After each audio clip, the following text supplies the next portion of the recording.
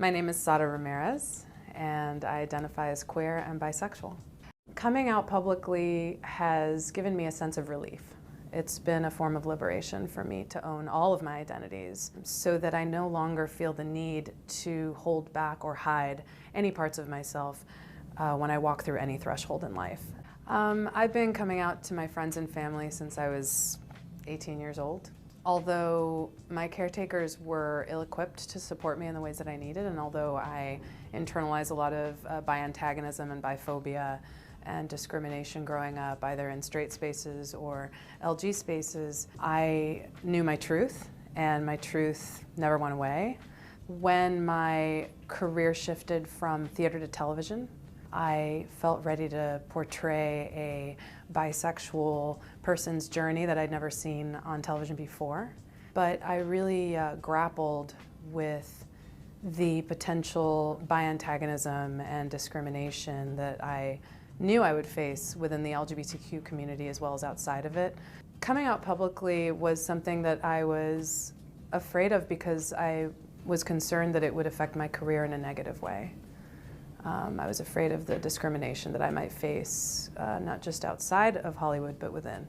As the years went by and as the political climate intensified and as I continued to hear and read about the countless forms of violence perpetrated against us, including the Orlando shooting at Pulse nightclub, an organic incremental urgency to use my platform to empower those who are a part of these communities that I'm a part of came over me in a way that I'd never felt before. And because of the intersections that exist in my own life, woman, multiracial woman, woman of color, queer, bisexual, Mexican, Irish, American immigrant, and raised by families heavily rooted in Catholicism on both my Mexican and Irish sides, I am deeply, deeply invested in projects that allow our youth's voices to be heard.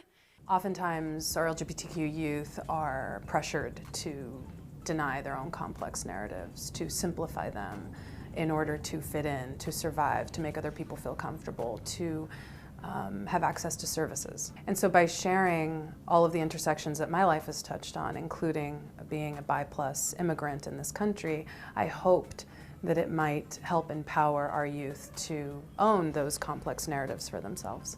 There were a few folks in my personal life that I wanted to tell before this news came out online or anywhere else, and so I thought long and hard about how I wanted to orchestrate that. And so during movie night at my house one night, I pressed pause, and then I shared my truth with the room, and I waited because I wasn't sure what to expect, but everyone was very supportive, very happy for me, and the reaction went something like, huh.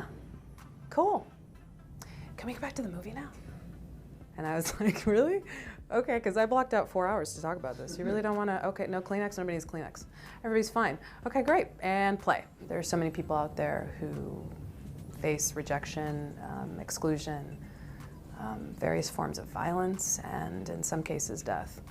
So I feel really lucky and privileged to have a roof over my head, a job, healthcare, family, and chosen family who will never leave my side. Okay, this is me when I was, gosh, yeah, I must have been like 9 or 10 maybe, somewhere in there. I have a fuzzy recollection just because I came to this country when I was 7 years old, about to turn 8. So there were many years in there where I was experiencing culture shock and, you know, a lot of other things. A lot of distractions, let's say. So to myself, I would say, you're good enough just the way you are. Your voice matters, your feelings matter, and you belong here. And I love you.